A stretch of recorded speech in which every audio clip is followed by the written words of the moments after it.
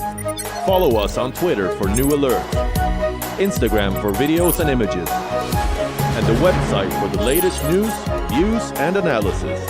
WIONews.com. World is one.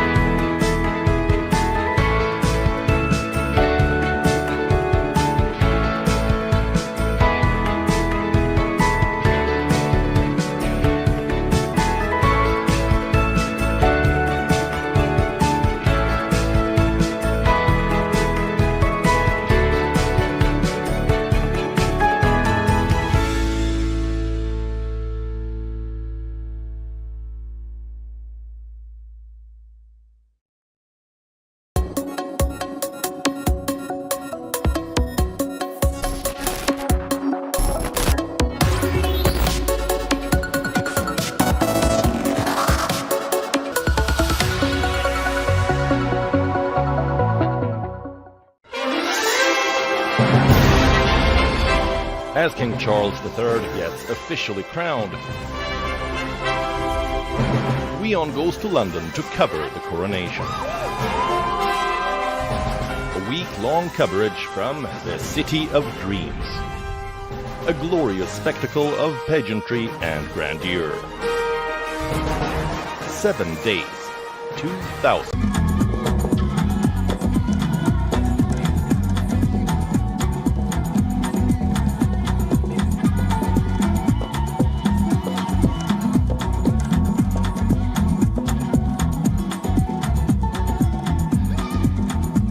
I'm Eric Njoka and you're watching WION World is One. Welcome to World of Africa. This week we talk about dreams drowning at sea. Thousands are taking the precarious journey across volatile borders, dangerous seas and oceans for a better life abroad. Most of them end up dying while en route to greener pastures on the other side. The victims, a majority of them, are Africans fleeing war, famine, poverty and various other calamities, but the countries they are running to are not welcoming. More on that in a little bit. Let's begin the show. We start in North Africa, where Tunisia is struggling to cope with the influx of migrant corpses drowned at sea. Authorities in Sfax, the country's second largest city and the departure point for the crossing, say that the number of deaths exceeds their capacity. Here's a report on why the migrant issue is worsening there. This is Sfax in Tunisia. Morgue and hospital staff are putting migrants' bodies in a truck for burial. They are destined for the cemetery just a few kilometers from the hospital. Most of the victims drowned while trying to cross to Europe. On Thursday, 20th April alone, at least 30 people were buried. But during the Eid holiday, many bodies were found and transferred to the Forensic Medicine Department for autopsy and sample collection for DNA analysis. The number exceeds our capacity. Last Tuesday, we received almost 200 bodies, while the hospital's capacity is only 40 or 50 bodies. The graveyard is almost full now, but municipalities are creating room as the toll climbs every fortnight. In Sfax, 250 kilometers south of capital Tunis, the Coast Guard intercepted 372 migrants attempting to leave the shores of the North African country. They were trying to escape in small and unseaworthy boats. The Coast Guard used speedboats to intercept the migrant vessels, many of which were overloaded and at risk of being swamped by even a small wave. Every night when the seas are calm, the situation is the same, with scores of overloaded migrant boats setting off on a perilous journey. God will help us meet someone who is going to say, "Mr. or Madam, come and work. We're going to work. We're going to have something to eat." At least they won't insult us. They're not going to hit us with rocks or spit at us or things like that. No. Africans living in Tunisia have come under pressure recently, kicked out of their accommodation and their jobs after a wave of racist sentiment against them. In February, President Kais Saied ordered a crackdown on sub-Saharan African migrants and lashed out at a perceived plot to erase Tunisia's identity. Some are fleeing war in their countries, others are just hoping to get jobs or join family in Europe. Many recount the horror of suffering racist abuse in Tunisia. It's a disaster for Tunisia, which has always been a land of welcoming people. Why today? What are the motives? Which we do not understand as Tunisian citizens, for such speech to be made by our president. And the next day, there was another speech that was contradictory. And now, there is another speech. The authorities are entangled in this matter and do not know how to correct this huge blunder. The problem is seeping through to Libya as well. 11 bodies, including that of a child, were recovered by the Libyan Coast Guard after a migrant boat capsized off the coast of Garabuli near the capital Tripoli. The migrants were from Pakistan, Syria, Tunisia and Egypt. We set off at 1 a.m. The boat was overloaded. There was a Tunisian person and a Libyan person who were driving the boat. When I told them to lighten the load a little, he shouted at me in objection and the people told him to stop. This is a compounding problem. After the migrants are stopped, they are brought aboard the Coast Guard ships, their boats to be collected later by the authorities. The Coast Guard in Tunisia says it has stopped 13,000 people attempting to depart by sea illegally in the first quarter of 2023. They are calling for close cooperation with neighbors in Italy and Malta and say that their work is hindered by several of their ships being out of service for repairs. Most migrants are released as soon as they are brought back to shore, with many hoping to attempt the trip again as soon as possible. Bureau Report, WION, World is One. We're still talking about the migrant problem, but this time in Europe itself. Ever heard of an island called Mayotte? Well, it is an archipelago in France's overseas territory that is now in the headlines ever since the interior minister in that country launched a series of operations grouped under the name Wambushu, aimed at removing illegal migrants, mostly from neighboring Comoros Islands, from the unsanitary slums of the island. Many have denounced the operation as brutal and anti-poor, targeting Africans who reside there. Here now is a report. Famous for its stunning coral reefs and lagoon, Mayotte is home to an estimated 350,000 people. It has been in the headlines for riots and unrest, with islanders experiencing rising poverty. They complain about an increase in immigration, mainly from the Comoros, which has put pressure on public services. As part of a plan to tackle the migration, the French government is planning a major demolition operation known as Operation Wambushu, to get rid of what it says are illegal dwellings or shanty towns. It has also boosted the police and paramilitary presence on the island to 1,300 officers. The threat to us is that they will destroy our property, our homes, even though there are people who have been here for 35 years, 30 years, 25 years, and even 20 years. The Indian Ocean archipelago of the Comoros has, however, vowed not to accept migrants expelled from the neighboring Mayotte. Those without papers are to be sent back to the Comoran island of Anjouan, 70 kilometers away. Mayotte and the 3 islands of the present-day Comoros were French territories until 1975.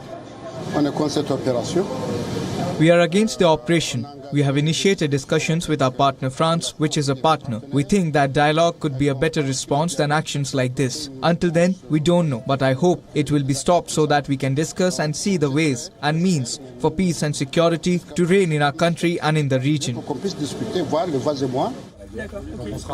French authorities in early April raised a makeshift settlement on the Indian Ocean island after overnight unrest sparked by government plans to clear slums and send illegal migrants back to the neighboring Comoros.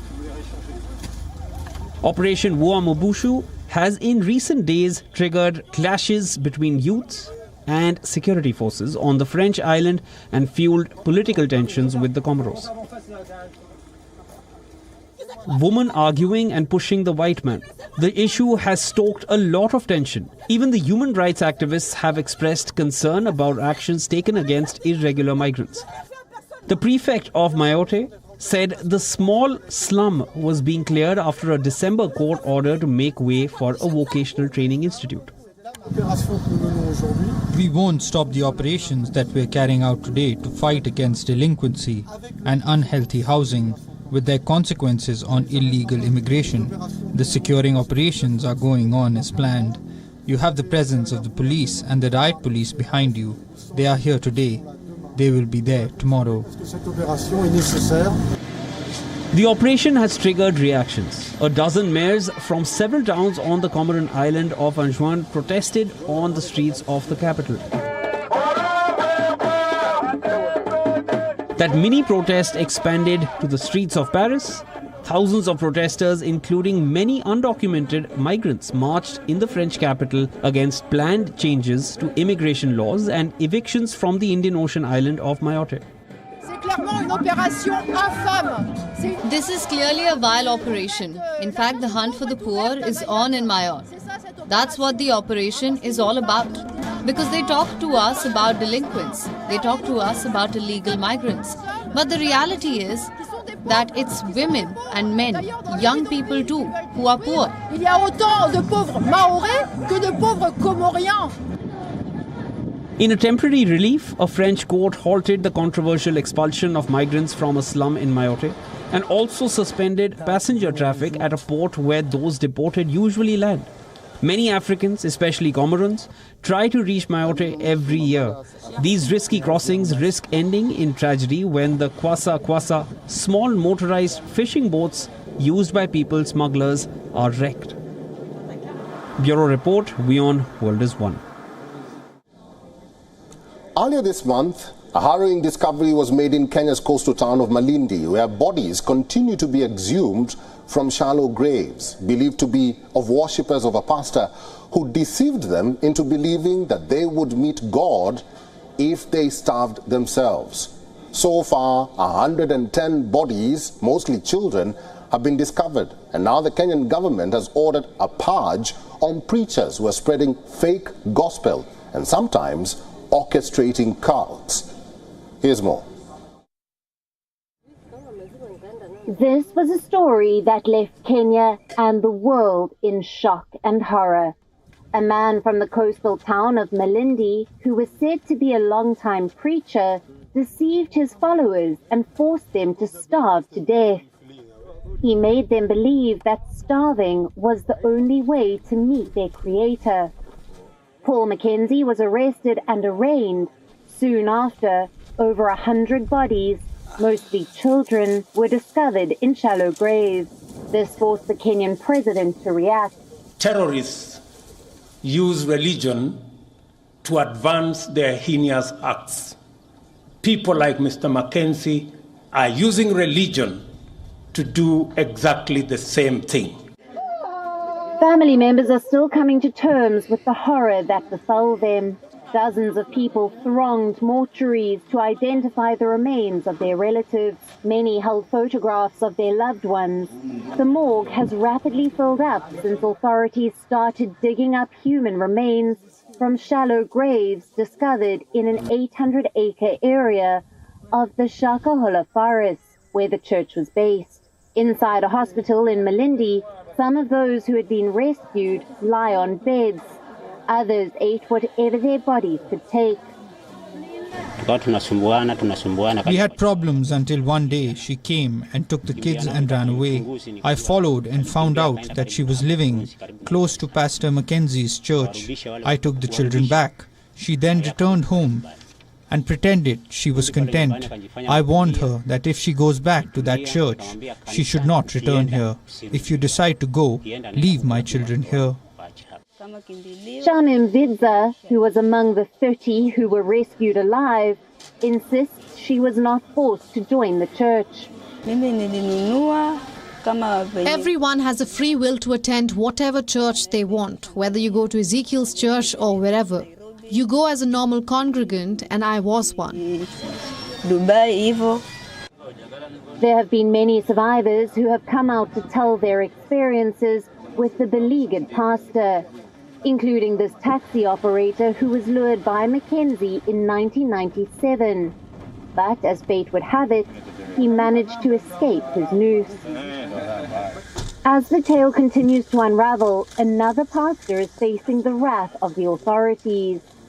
Irked by Mackenzie's purported actions, the government decided to rein in on churches who conduct sinister practices across the countries and whose leaders are amassing exorbitant wealth mysteriously. The head of a church in eastern Kenya has been arrested over allegations of mass killings, and 100 of his followers have been evacuated from church premises. That this morning we have arrested Pastor Ezekiel Ombok Odero of the New Prayer Center and Church at Mavueni in Kilifi County on allegations of the deaths that have been occurring at his premises and reported in various mosques or institutions. A cult based in a forest in the same part of Kenya, where authorities have found the dead bodies of 100 followers in recent days. The deaths amount to one of the worst cult-related tragedies in recent history, and the toll is expected to rise further, with the Kenyan Red Cross saying over 300 people have been reported as missing. Bureau Report, WION World is One. Concerns are being raised over frequent cases of building collapse in different parts of Nigeria. Contractors have decried the incessant building collapse in the industry, describing it as an embarrassment. Authorities say the recurring issue is because real estate and housing development have become alternative booming businesses for investors in Nigeria, following the collapse of the stock exchange and manufacturing industries. Our correspondent Louisa Olaniyi sent us this report.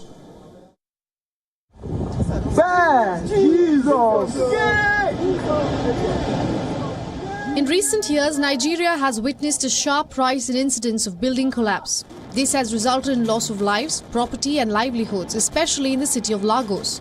Building Collapse Prevention Guide data reveals that Lagos state tops the list with over 271 incidents of collapse in the last 10 years. This represents 50% of total of 541 recorded cases in the country between 1974 and 2022.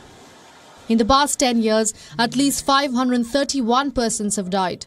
The menace of crumbling structures continues to plague the nation's building industry, with quite a few already recorded in 2023.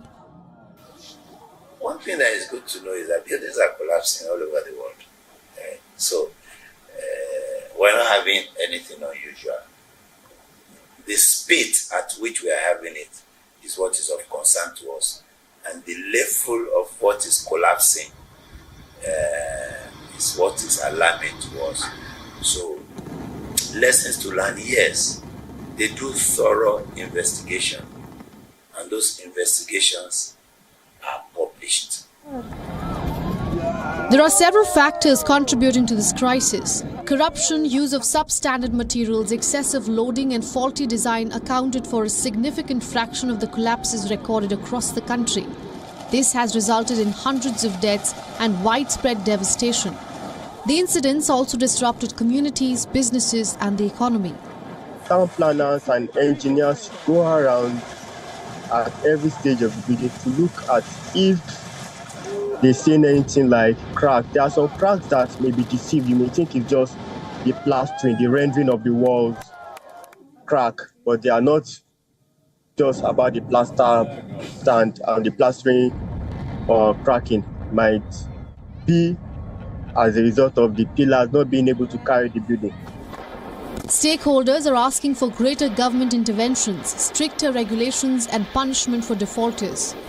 They're also seeking the cooperation of citizens to report cases of illegal and faulty building constructions across the state. The issue of building collapses in Nigeria appears to be a systemic problem that requires a holistic approach to tackle.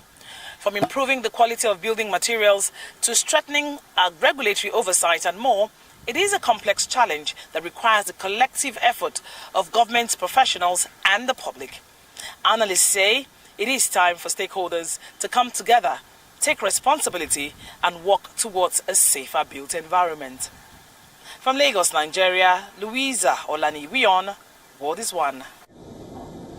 It is one of the world's hottest and most grueling endurance races. It's called the Mayotte des Sables, kicked off in Morocco, with over 1,200 runners undertaking the 6-day, 251-kilometer ultra-marathon across the Sahara Desert. Take a look at this report. As the sun rose in the Sahara, hundreds were warming up at the Moroccan desert camps for what has been touted as the toughest foot race on earth. It is also known as Mayotte des Sables. All runners drawn from across the world would set off to a 250-kilometer, 7-day, 5-stage race. Each year, more than 1,000 runners compete in the event's 5 competitive stages, sleep at night in campsites, and operate with food and gear and self-sufficiency. The race organization provides a shade tent in the camp, plenty of water, and medical and emergency assistance when needed. It's a mix of emotions. You want to be in the thick of it and immerse yourself. But then there's the stressful side. For at least 2 days, we've been listening to the older participants. We're going to try to take it easy and have fun. 61 doctors from the Dog Trotter Association were positioned in various strategic spots along the Mayotte des Sables for a mission to take care of the runners.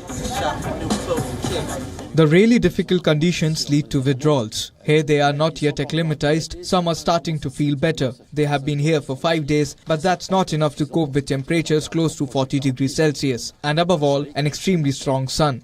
14-year-old Enzo Bouquet travelled the Moroccan desert in a Joulet, a specially adapted all-terrain wheelchair with a team of 8 athletes helping him cross the various stages of the race. 2 athletes in the adapted wheelchairs took part in this year's marathon. It's great because a young person like that, at 14, discovering the world, he realizes that it's something else than his little town. I would say that this is a great success for us and a real pleasure. Shocking news struck the runners after 9-time winner of the race, Rachid El Morabati, threw in the towel a few minutes after being caught red-handed with food in the bag. Although his brother Mohammed El Morabati ran a storm-over race, Morabati had already finished first in 3 of the 4 stages and was in the lead overall at the time of the incident. I'm sad for my brother. He should have won, but that's how it is. Next year, inshallah. Women's champion Marilyn Nakache had also run a steady and consistent race from the start, finishing second in each of the first 4 stages before ultimately moving into the overall women's lead during stage 4. This was her debut Mayotte des Sables. This ultramarathon is certainly not for the faint-hearted. Even seasoned athletes often need to undergo several months of training before attempting it. The marathon is a popular undertaking among extreme sports enthusiasts and has been organized every year since 1986. Bureau Report, WION, World is One. And back in Nigeria, Bolaji Fatai has never set a foot in an airplane, but that hasn't stopped him from building his own remote-controlled model aircraft from trash and sending it soaring over the sprawl and chaos of Lagos. Here now is his story.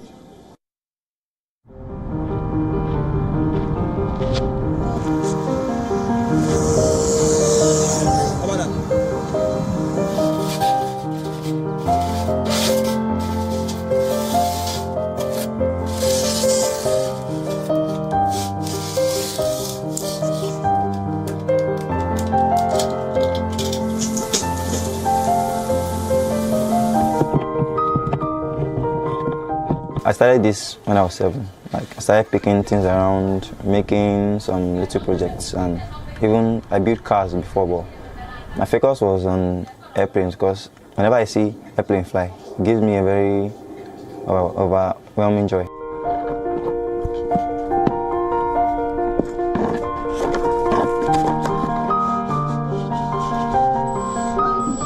I'm a self-taught engineer. I didn't learn it from anyone. I learned it on my own, like through my research that I did online on the internet.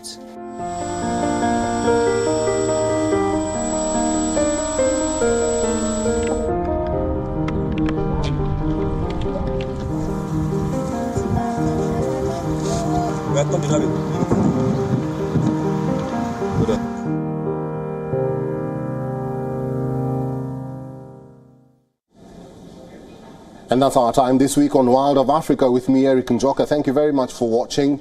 Find us on our social media platforms. Your feedback is highly appreciated. And until next week, it's goodbye from me.